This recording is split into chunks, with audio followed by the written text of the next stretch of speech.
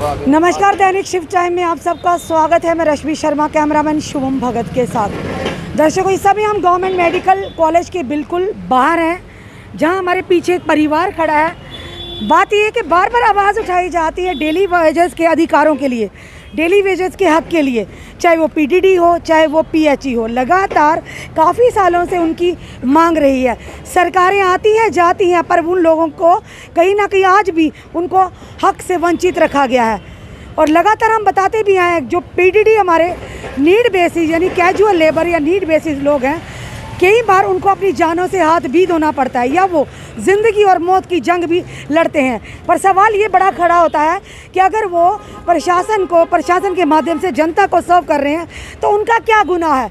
यानी कि खुद सोचिए, इस समय जो परिवार हमारे सामने खड़ा है, ये परिवार बाग हुसैन का है। यो नीड बेसिस उधमपुर के बटरवाली इलाके में रहने वाला है। और जहाँ पर वो काम करता था, पोल से करंट लगने से इस समय वो ज़िंदगी और मौत की लड़ाई लड़ रहा है। जो हमने आपको विजुअल शुरू में दिखाए, वो विजुअल बाग हुसैन के हैं। और खुद सोचिए, ये जो लोग हैं ये गरीब लोग हैं, गरीब तबका है, उसका इलाज किस तरह से करते होंगे। आखिर बाग हुसैन के परिवार की जिम्मेदारी कौन उठाएगा, सबसे बड़ा सवाल ये है। बार बार हम यही कहते हैं, प्रशासन काम तो लेता है, क्या प्रशासन ने ये सोचा अगर कोई हादसा हो जाता है तो उसके परिवार का उसकी जिम्मेदारी कौन उठाएगा। चलिए बात करते हैं इनसे भी। सर, आपका नाम? मेरा जुनैद अली मैम।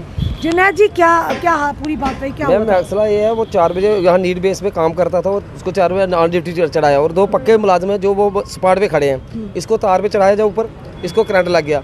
हमें नहीं पता पीछे से उन्होंने शॉट लिया था या नहीं लिया था। जब उसको हमें पता लगा इसको शॉट लग गया, हमें उधर से उसको उठाया, हम लेके उधमपुर ले गए। उधमपुर वालों ने जवाब दे दिया, ले आया जम्मू में। जम्मू में आने पे उसका स्पॉट पे पहले तो उसका ऑपरेशन हुआ। यहाँ पे जो ये पूरा खत्म हो चुका है, पूरी साइड खत्म हो चुकी है। उधर से मास्क काट कर यहाँ पे डाला, अभी उससे पानी चल रहा है। अभी डॉक्टर साहब ने देखे उसे बोल रहे हैं इसके जो है पूरा दोनों टांगों का ऑपरेशन होगा अभी। मैं ये बोल रहा हूँ अभी तक डिपार्टमेंट वाले कहाँ सो रहे हैं। डिपार्टमेंट से अभी तक कोई भी आपके पास अधिकारी डिपार्टमेंट का कोई एक लैंडमैन पहुंचा था, जेई साहब पहुंचे, एक 10,000 रुपये हमारी मदद की है उसने, अपने जेब से किया है, डिपार्टमेंट की तरफ से नहीं हुई। उसने भाईचारा से किया, बरादरी से किया। मैं ये बोल रहा हूँ, हमारे जम्मू कश्मीर के डिपार्टमेंट कहाँ सो रहे हैं। हमारे एलजी साहब क्या कर रहे हैं? क्या एलजी साहब ने 3 दिन के हम गुहार लगा रहे हैं, क्या एलजी साहब तक अभी रिपोर्ट नहीं हमारी पहुंची? हमारी यही रिक्वेस्ट है मैम जी, अगर हो सकता है हमारा न्याय तो ठीक है, नहीं होता हम सड़कों में उतरने तैयार। मेरे वर्कर कोई भी हो, मैं ये नहीं करूँगा पीडीजी वाला, एसपीओ है, फॉरेस्ट में है, फ्लड ग्राउंड में पीएचई है, मेरे भाई हर जगह मर रहे हैं, हर जगह मर रहे हैं। हम तो हाथ बाजू खड़े हो गए। हम इस गवर्नमेंट से हमें जहाँ तो हमें बेदखली की जाए, जहाँ तो हमारा इंसाफ होना चाहिए। आज जो बच्चा इधर ऑपरेशन हुआ जिसका भाई का, 3 घर में उसके पेशेंट है मैम, उसकी मदर का ऑपरेशन हुआ, बच्ची की दवाई चल रही है। और उसके घर में 15 किलोमीटर एक पहाड़ी पे। क्या डॉक्टर क्या कहते हैं इस समय? डॉक्टर हेल्प कर रहे हैं बेचारे। हालत कैसी है? हालत गंभीर है। वो अभी बोल रहे हो सकता है इसको चंडीगढ़ भी रेफर किया जाए। और यहाँ पे कहाँ से उसका परिवार है जो हाले का एक आदमी कमाने वाला था, कौन उसकी जगह पैसा लगा? आज भाई की जगह भाई नहीं लगाता। अगर हमारी गवर्नमेंट नहीं कर रही, हमारा डिपार्टमेंट अगर उसको नहीं देख रहा मैम, उसका इंश्योरेंस तो होगा, उसका बीमा तो होगा। अगर ये बोलते हैं आपके राशन कार्ड आप काट देंगे, हम ये काट देंगे, अगर आप इंजेक्शन नहीं लगाओगे, आप क्या करते हो? गरीब जनता को तो घुमाते हो। मैं आपसे रिक्वेस्ट करता हूँ मैम, आपके चैनल से गवर्नर साहब को अपील करता हूँ, हम आत्महत्या करके मरने वाले तैयार हो गए। अभी इतने पूरा परिवार हमारा खत्म हो चुका है। अभी 50,000 रुपये ब्याज में उन्हें उठा के लाया, 50,000 रुपये ब्याज 10 रुपये सैकड़े में लाया। मैं अभी सच बात बोलो आपके चैनल में बोलना नहीं, लेकिन मजबूरी से बोलो। हमारे एमएलए साहब कहाँ, हमारे डीडीसी कहाँ है, हमारे 5 सरपंच तक आने आए क्या?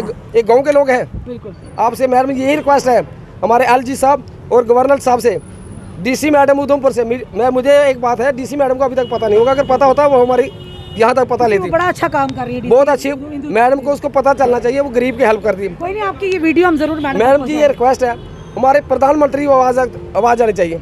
लेकिन या तो इनकी पॉलिसी बनाई जाए, नहीं तो हमें लिखे दीजिए भाई जो हो गया इसको हम कर जाएं। अब इस परिवार का कौन जवाबदार है? तो आपके चैनल से मैं यही रिक्वेस्ट कर रहा हूँ, ये परिवार है, कोई भाईचारा, कोई 200 रुपया दे रहा है, कोई 100 रुपया दे रहा है, कौन देगा मैं भाई?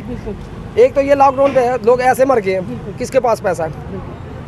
मैं ये रिक्वेस्ट एसएसपी उधमपुर को, डीसी मैडम से रिक्वेस्ट कर रहा हूँ, हाथ जोड़ के बेइज्जती कर रहा हूँ, प्लीज़ इनकी सुध लीजिए। और एक्शन साहब, एलजी साहब के पास तो चीफ साहब बैठे हैं, चीफ साहब से भी रिक्वेस्ट कर रहा हूँ, क्या आपके नीड बेस पे काम कर रहा है? रिक्वेस्ट है अभी मैम, इसका हमारा हम जल्दी हो सकता है ठीक है, नहीं हो सकता हम देखेंगे। दूसरी मैं सारी जनता से हाथ जोड़ के बेइज्जती कर रहा हूँ, प्लीज़ इस भाई की मदद करिए। इसके घर में 3 पेशेंट अब दवाई बाग हुसैन की जिंदगी की कोई कीमत नहीं, कोई कीमत 2 ऑपरेशन यानी कोई कीमत नहीं है। वो बंदा जिंदगी और ऑपरेशन उसकी हो रही है। मौत की लड़ाई लड़ रहा है, परिवार दुख में परेशानी में है, पैसा पास नहीं है, किस तरह से उसका इलाज 13 होगा। साल लगाए उसने उधर। 13 साल मैं भाई हूँ उसका। भाई हो। 13 साल उसने उधर लगाए, इस पे काम कर रहा है। फिर भी उसका कोई हेल्पर इधर जहाँ पे कोई नहीं आया है। जी।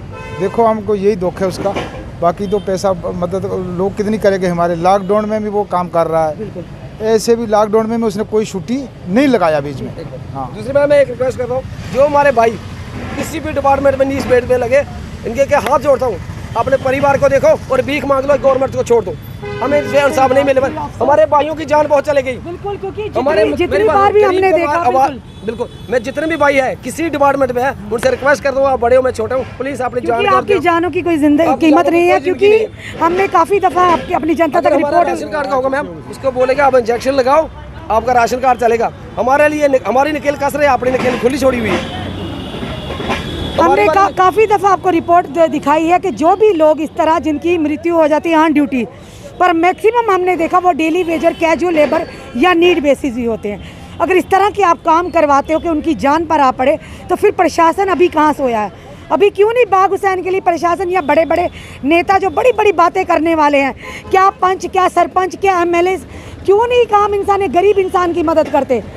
हम रविंदर रैना जी से भी रिक्वेस्ट करेंगे कि कम से कम इस बच्चे की मदद कीजिए जो इस समय ज़िंदगी और मौत की लड़ाई लड़ रहा है। मैं जनता को सर्व करा, पोल पर चढ़ा, खुशी से नहीं चढ़ा, जनता को के सेवा कर रहा था, पर सेवा के चलते इस तरह की हालत अगर हो जाए, खुद सोचिए। जिस तरह से सर ने कहा कि बाकी वालों से भी निवेदन करता हूँ, अगर अपनी जान बचानी है तो इन डिपार्टमेंटों से निकलिए। पर इतने समय देने के बाद क्या हाथ लगा? सबसे बड़ा सवाल ये। हम इनका अकाउंट नंबर भी डाल देंगे, फ़ोन नंबर भी, जिससे जितनी मदद हो सके, क्योंकि जनता सर्वोपरि है। जनता हमेशा ऐसे लोगों के साथ खड़ी है जो बेबस है, मजबूर है, परेशान है। और इस बार भी उम्मीद करते हैं जनता ज़रूर मदद करेगी और ज़रूर, जिस तरह से पहले भी कहेंगे, जितना आपसे हो पड़े, एक छोटी छोटी सी मदद से, कहते हैं ना समुद्र, बूंद बूंद से समंदर बनता है। मे भी आपकी बूंद बूंद से कहीं ना कहीं बाग हुसैन की ज़िंदगी बच जाए। अपने कमेंट ज़रूर कमेंट बॉक्स में दीजिए और इस वीडियो को जितना हो सके शेयर कीजिए और जुड़े रहिए ऐसे हमारे साथ अगले अपडेट के लिए। जय हिंद, जय भारत।